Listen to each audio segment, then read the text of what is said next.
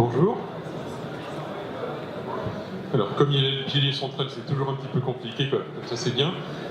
Je suis François Jean-Martin et je suis le fondateur d'une société qui s'appelle Proxel, que vous connaissez peut-être de nom, au moins depuis tout à l'heure. On a gagné le prix coup de cœur du jury du Salon Big Data pour notre logiciel d'analyse sémantique. Alors, Proxel existe depuis 10 ans. On est connu en premier aujourd'hui pour tout ce qui est relation client, comment transformer les demandes des consommateurs en produits et services mieux adaptés. Également au niveau des directions des ressources humaines, comment être à l'écoute des collaborateurs, comprendre ce qui va, ce qui ne va pas dans une entreprise. Mais d'une façon plus générale, on fonctionne sur à peu près tous les cas d'usage possibles quand on va avoir du texte à manipuler.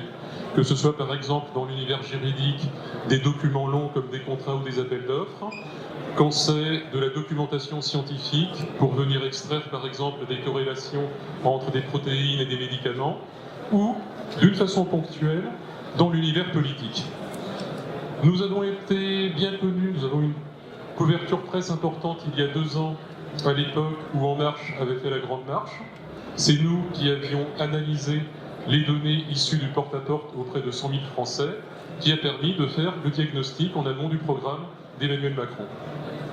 Et aujourd'hui, je vais vous montrer comment est-ce qu'on peut, en quelques heures, venir analyser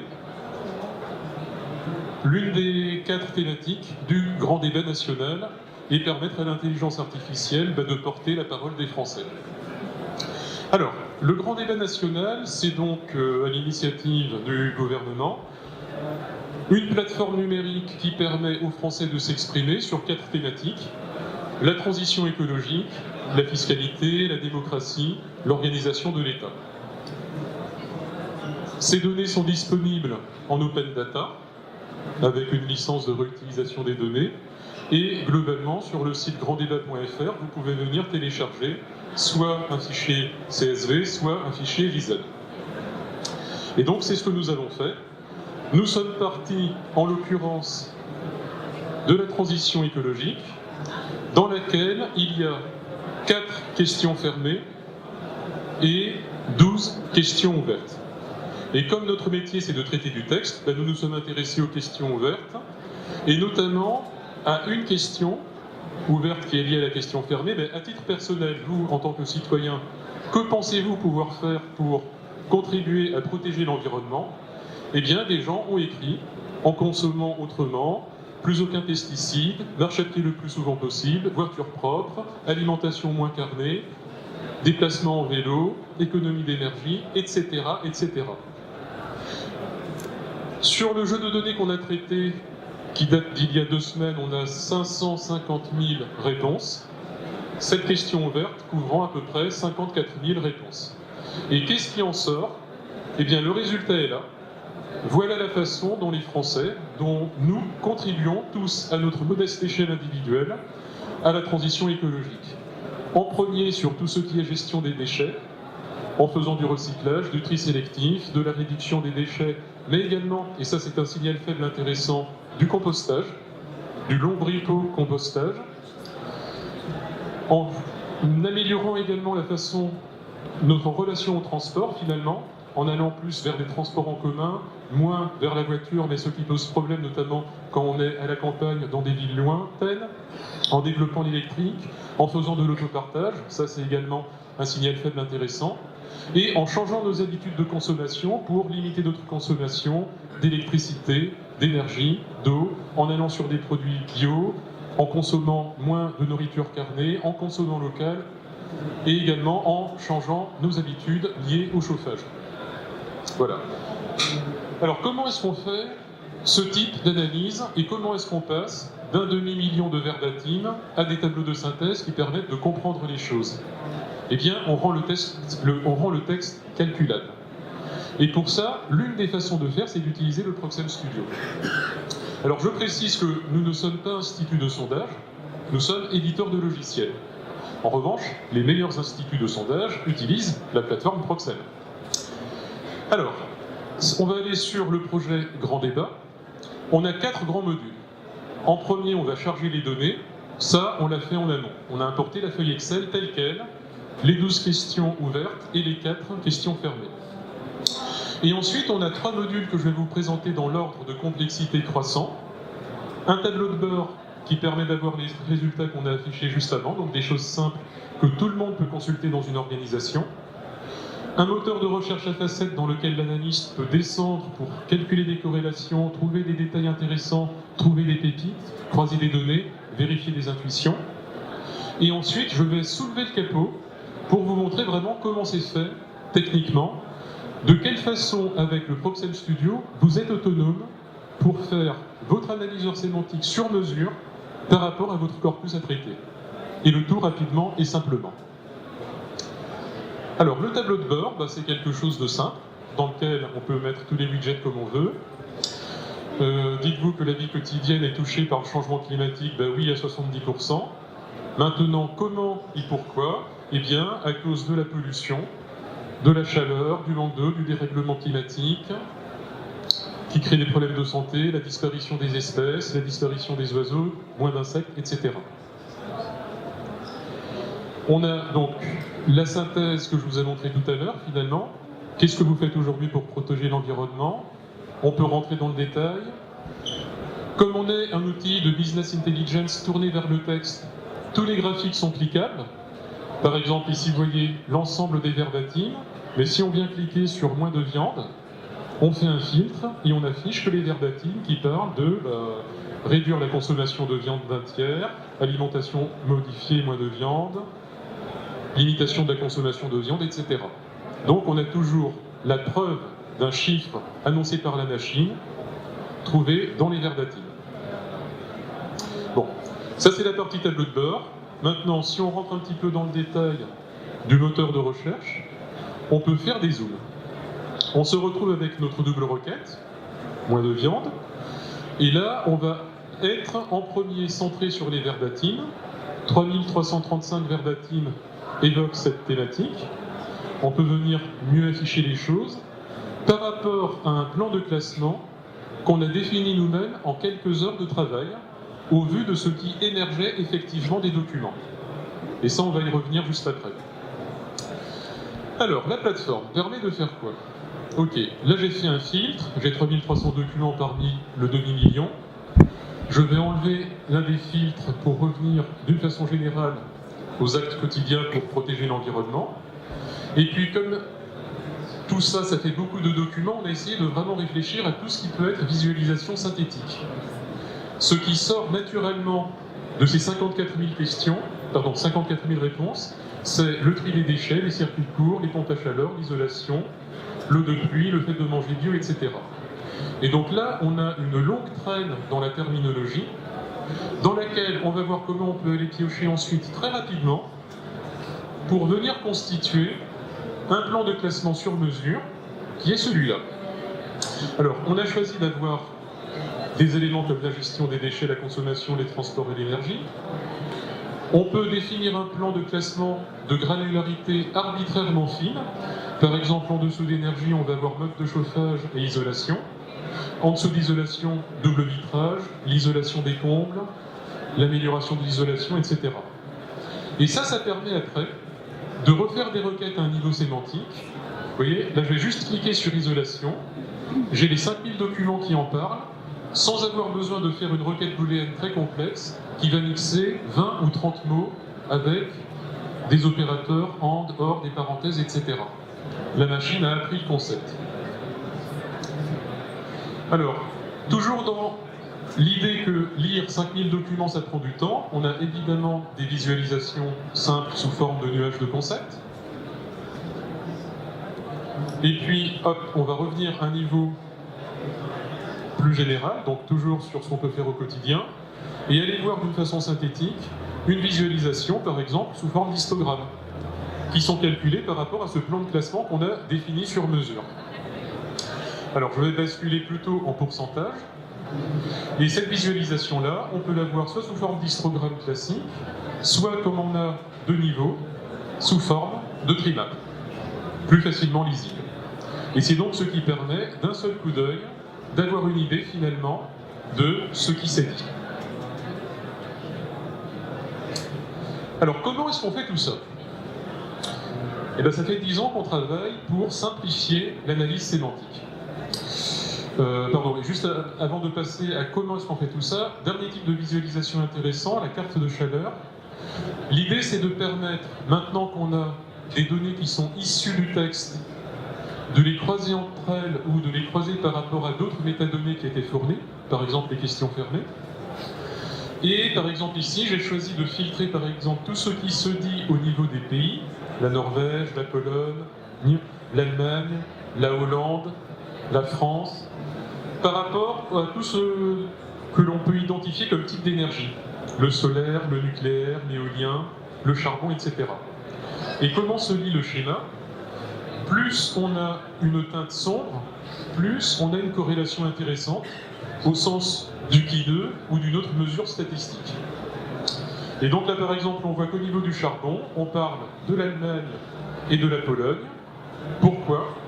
On clique dessus, on a 638 documents, et là on arrive sur les documents qui parlent d'Allemagne et de charbon.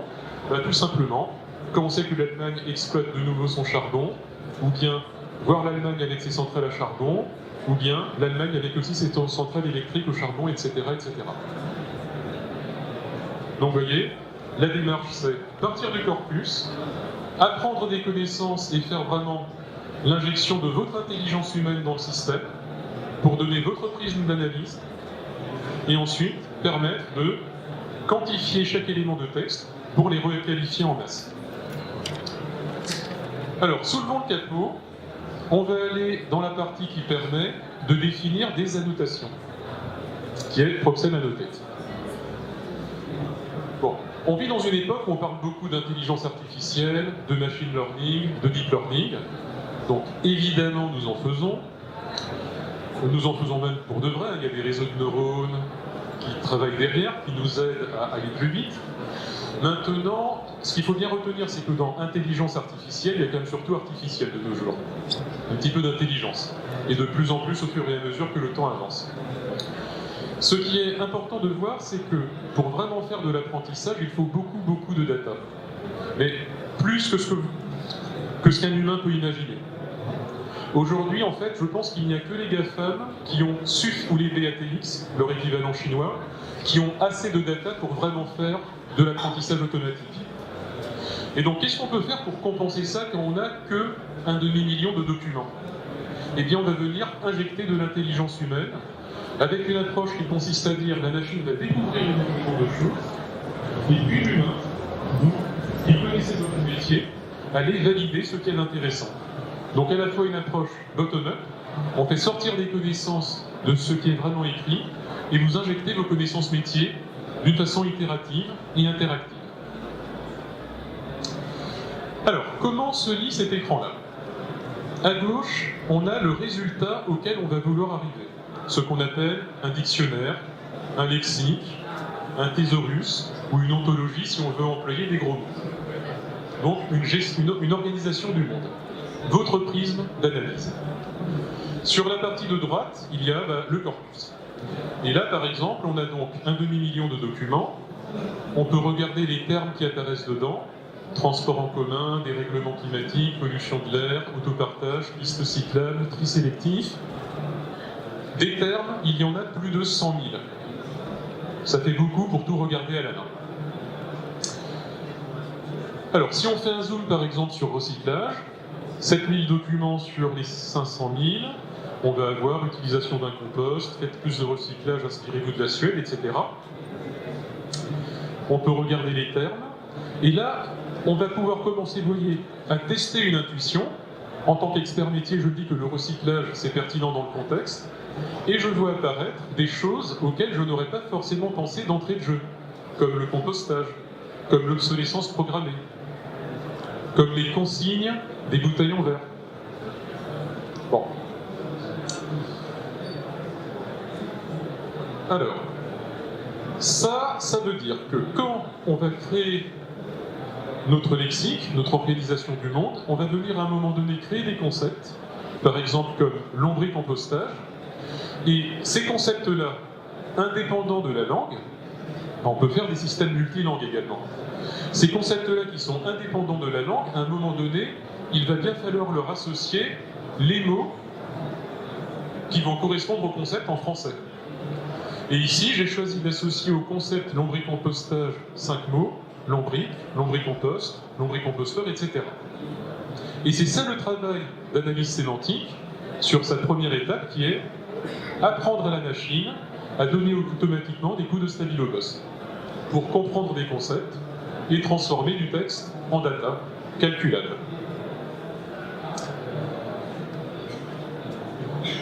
ProbSem Studio vous offre 3 fonctionnalités intéressantes. On va commencer par voir la première. Comment, en injectant le demi-million de verbatim, le système va trouver automatiquement, avec une approche d'intelligence augmentée, des choses intéressantes.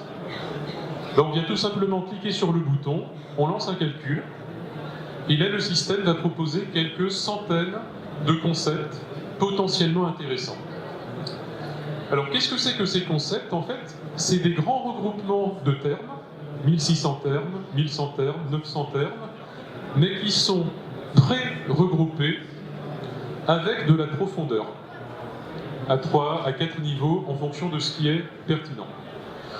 Là, par exemple, j'ai un gros concept avec 954 termes, qui vient parler de transport urbain gratuit, de places de stationnement, d'aires de stationnement, de parking en périphérie des villes, de parking à l'entrée des villes, donc on sent bien qu'on est dans le même univers. Si ce concept est encore trop général, on peut descendre dans un concept plus fin, où là par exemple j'ai 241 façons de le dire, où je vais avoir finalement comme concept augmenter la fréquence des transports en commun, transport humain gratuit, transport en commun régulier, meilleur réseau de transport en commun, et même chose si on redescend dedans, on verra 2 concepts intéressants, des transports en commun plus fiables et des transports en commun moins chers ou gratuits. Alors là l'enjeu, pour moi ça va être en 2 minutes et demie de vous montrer sur quelques centaines de concepts, une trentaine que j'ai trouvé intéressants et qui ont fait l'objet d'éléments que j'ai finalement retenus et validés en disant à la machine c'est intéressant. Alors on y va. Alors dans les signaux intéressants, une demande pour des pistes cyclables dédiées et sécurisées. Les Parisiens comprendront ça. Parce que la transition écologique a également une dimension économique, des aides financières significatives et des crédits d'impôt. La consommation de produits locaux, de produits de saison, de produits bio. La réduction d'énergie, l'optimisation de la consommation d'eau, de la consommation raisonnée. Acheter local, le compostage des déchets verts, le tri sélectif. On parle également beaucoup de tout ce qui est épisodes climatiques violents, plus violentes, canicules, plus torrentielles, de catastrophes potentielles comme la disparition des insectes, la raréfaction des ressources, la chute de la biodiversité, des troubles respiratoires, des problèmes de santé chronique, mais également de solutions. Par exemple, la prochaine grande étape, ça pourrait être les biocarburants ou les piles à hydrogène, c'est le moteur propre. La production d'énergie propre, d'énergie décarbonée, des énergies renouvelables grâce à des technologies innovantes, la diminution des gaz à effet de serre et du gaz carbonique, beaucoup de choses autour des animaux, sur les insectes pollinisateurs, les espèces menacées, toute une réflexion sur la maltraitance animale, notamment sur l'abattage des animaux ou la stérilisation des animaux de compagnie, la potentielle interdiction des chasses cruelles. Alors la chasse à glu, je ne connaissais pas, c'est que vous mettez de la glu sur les arbres, les mésanges se posent, elles meurent. Et comme ça, hop, voilà. Le fait de transformer les sacs en plastique en sacs en papier, d'utiliser des pots en verre, de mieux recycler. Autour de tout ce qui est électroménager et high-tech, on a tous un téléphone portable, on a une question d'obsolescence programmée. De se poser des questions sur les produits en provenance de pays lointains, parce que, comme ça passe sur des longues distances, il y a un problème de taxe carbone. L'écologie, ça se fait également au niveau local, au niveau des collectivités d'agglomération, des communautés urbaines, à commencer par l'école et la cantine scolaire. Il faut améliorer l'isolation de la maison, mettre en place du photovoltaïque et des panneaux solaires. une dualité entre la production de masse de l'industrie agroalimentaire et l'agriculture bio qu'il faut peut-être subventionner, éliminer ou diminuer les insecticides, les désherbants, les produits phytosanitaires. Dans les signaux faibles, utiliser l'eau de pluie pour laver les légumes, pour le lave-linge, pour arroser le jardin, diminuer la température, etc. Bon, voilà, une trentaine de signaux, on en a trouvé, nous, quelques centaines, et en fait, en 2 jours de travail, on vient alimenter la machine pour lui apprendre tout cela. Maintenant, quand on cherche à faire des systèmes d'analyse sémantique, c'est un petit peu comme quand on va à la pêche au poisson rouge. Vous avez plusieurs techniques. Vous avez des techniques très précises, comme la canne à pêche, et bien vous allez prendre individuellement des poissons rouges. Donc cette approche est précise, mais en revanche, on a raté 5 des poissons rouges. Et sinon, vous pouvez y aller avec un système à base de filets de pêche à large œil, hop, vous prenez plein de poissons rouges, bon, vous en oubliez quand même quelques-uns, mais le problème c'est qu'en capturant les poissons rouges, il y a également plein de poissons bleus. Donc si on se ramène à des problèmes de linguistique, on a un problème de gestion des homonymes et des synonymes. Alors l'exemple bien connu c'est orange. Orange, on a un homonyme entre le fruit, la couleur, l'opérateur telco et la ville. Et le sens d'Orange entreprise, vous allez l'avoir également raconté en France Télécom, l'opérateur historique, tel cours boursier, etc. Donc c'est ça qu'il faut gérer. Eh bien ça tombe bien, Proxel Studio aide à le faire. Comment est-ce qu'on peut faire pour avoir des concepts précis? Eh bien, il faut faire la chasse aux ambiguïtés. Et là, je vais vous proposer quelques petits exercices de réflexion. Imaginons qu'on ait un terme comme Hollande. Alors c'est un pays, mais peut-être que dans ce corpus, on a cité différents sens de Hollande. Et effectivement, alors ça, d'une façon complètement automatique, le système est capable de prédire que dans ce corpus, Hollande a 2 sens. Le sens pays, très proche de Danemark, Copenhague, etc. Et le sens Hollande président, proche de Sarkozy, Ségolène Royal, etc. Et si on regarde ce premier sens, eh bien, on cite la Hollande à cause des pistes cyclables qui sont mieux faites comme en Hollande. Et si on regarde l'autre sens, là c'est des verbatims comme pourquoi François Hollande a-t-il cédé sur l'écotaxe, etc., les bonnets rouges, qui est un autre sens. Et donc ça vous permet de séparer les sens et d'améliorer la précision. Donc de garantir que c'est des poissons rouges que vous allez avoir. Alors c'est pas si simple, la séparation des sens. Si on prend un exemple comme économie, il va y avoir 2 sens dedans. L'économie au sens avec un E majuscule, l'économie sociale et solidaire, l'économie libérale, l'économie capitaliste, par opposition aux économies de carburant, d'énergie ou d'euros que l'on peut faire. Et si on regarde un dernier exemple comme voisin, eh bien, on va trouver 2 sens dans voisin, parce que le premier sens, ça va être nos voisins européens à qui on donne des leçons ou dont on peut s'inspirer. Et l'autre sens, c'est les voisins comme les amis ou la famille à qui on distribue des fruits, avec qui on discute ou qu'on essaye d'inciter à isoler l'immeuble. Et le fait de proprement séparer ces sens, ça veut dire qu'on va se retrouver avec une grande précision et donc des comptages qui sont corrects. Et donc on arrive, et ça c'est important en termes de démarche méthodologique, d'expliquer comment c'est fait, de façon à voir les limites des systèmes classiques et la façon dont on les améliore. Alors, un tout dernier petit exemple pour vous montrer que c'est assez subtil tout ça. Si je prends un terme comme saison, eh bien dans ce corpus, on retrouve finalement 2 sens. Les légumes de saison, ou les produits de saison, par rapport aux saisons comme l'automne, l'hiver, le printemps et l'été. Et vous voyez, on est assez proche, mais c'est quand même pas la même chose. Et ces sens-là, on ne les a généralement pas dans un dictionnaire prêt à l'emploi. Et donc c'est intéressant de voir comment ça apparaît vraiment du corpus. Alors maintenant qu'on a vu comment on peut avoir des concepts précis, comment est-ce qu'on peut faire pour avoir des concepts couvrants? Et notamment quand le temps passe. Parce qu'à un moment donné, mettons, on récupère les 200 000 premiers verbatims, il y a un mois, enfin il y a 3 semaines, on commence à faire l'analyse. Mais maintenant, on est au-delà de 700 000 verbatims, donc peut-être qu'on parle d'autre chose. il peut y avoir des nouveaux risques qui sont apparus. Dans l'univers de la relation client, des marques et des produits apparaissent chaque semaine. Donc, comment est-ce qu'on peut faire pour avoir un système auto-apprenant? Eh bien, notre système permet d'avoir des accélérateurs. Par exemple, si on part d'un concept comme producteurs locaux, à l'instant T, j'ai défini le concept producteurs locaux avec le mot producteur local. Et ça me permet de récupérer 839 documents. Ben maintenant, je peux demander au système, tu m'en trouves davantage.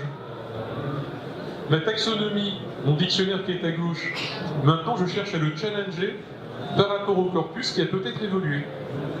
Et le système va venir trouver automatiquement tout ce qui ressemble à producteur local, et on peut venir faire son marché pour rajouter petits producteurs, maraîchers locaux, acteurs locaux, producteurs du coin. Vous voyez, des termes auxquels on n'aurait pas pensé spontanément. Et donc, on vient enrichir notre lexique avec une assistance énorme. Alors, pour expliquer un petit peu comment est-ce qu'on fait ça, alors la façon un petit peu hardcore de l'expliquer, c'est on fait de l'analyse distributionnelle en utilisant des algorithmes de type Word2Vec améliorés avec de l'anagramme, donc de la descente de gradient, donc des choses bien matheuses. Maintenant, pour essayer de dire ça d'une façon beaucoup plus simple, c'est exactement comme quand on lit la BD des Schtroumpfs. Eh bien, en fonction du contexte, avec notre vieux cerveau d'humain, on arrive à comprendre que veut dire le mot Schtroumpf avec les mots qui sont à gauche et à droite. Eh bien, c'est exactement ça, vous voyez. L'intelligence artificielle, c'est un système de type Schtroumpf, tout simplement. Quelques autres exemples. Maison basse consommation, qui au départ est juste définie par maison basse consommation en français. Eh bien, le système vient proposer d'autres choses. Et là, j'ai découvert donc, les maisons BBC, qui veulent dire en fait bâtiment basse consommation, mais également la maison RT 2012, RT 2012 étant une norme que je ne connaissais pas. Donc même chose, hop, on enrichit le concept. Et il devient plus couvrant. Un dernier petit exemple, agriculture raisonnée. Eh bien, on peut venir l'enrichir avec agriculture locale, durable, à taille humaine, saine, maraîchère, respectueuse de la nature, etc., etc. Et donc finalement, voilà comment, partant d'un demi-million de verbatims, alors ça peut être dans la relation client, ça peut être des documents scientifiques, ça peut être du légal, ça peut être tout ce que vous voulez, et tout ça en 25 langues, les principales langues européennes, le russe, le chinois et quelques autres, le japonais. Aujourd'hui, on vous permet d'analyser votre corpus, y compris quand il est traité en 15 langues. Chez certains clients marchands, on fait l'analyse des retours clients en 15 langues, donc ça donne une vision globale, de façon à voir qu'est-ce qui apparaît et à transformer du texte en data calculable, à trouver des corrélations et à trouver des signaux faibles. Voilà, j'espère que ça vous a intéressé.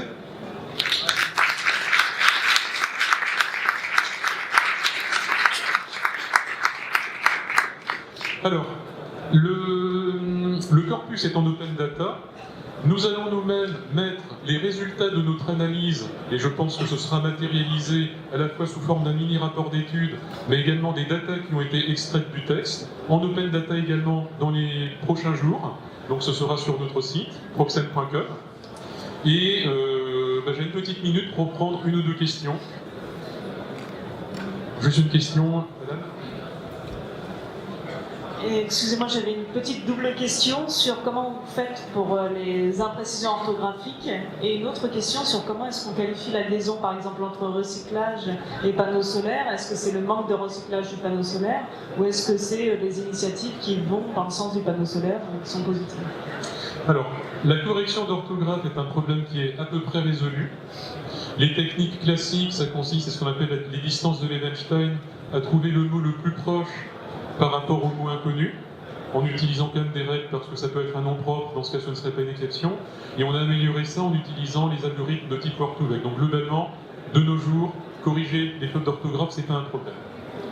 Ensuite, les systèmes Big Data savent trouver des corrélations. Alors parfois ces corrélations sont des erreurs. Une fois qu'on les a évacuées, il reste des choses intéressantes. Mais il faut aujourd'hui un œil humain pour trouver de la causalité. Nous travaillons actuellement sur l'extraction des relations pour la porter à un niveau de maturité aussi fort que ce que l'on a aujourd'hui sur la reconnaissance des concepts. Donc ça, c'est encore un problème qui n'est pas complètement résolu, mais qui d'ici 6 à 12 mois sera bien avancé. Si vous avez d'autres questions, je vous invite à nous rejoindre sur le stand. Le stand, c'est C23, donc un petit peu plus loin. Merci pour votre attention.